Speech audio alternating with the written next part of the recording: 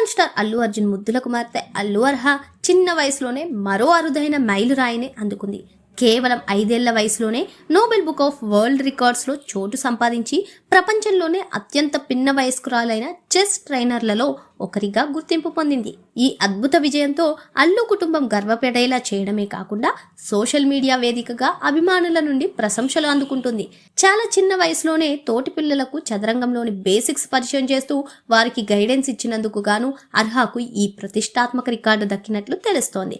Chess పట్ల ఆమెకున్న ఆసక్తి, ఇతర పిల్లలకు నేర్పించగల ఆమె నైపుణ్యాన్ని గుర్తించి ఈ రికార్డ్ బుక్లో చోటు కల్పించారు.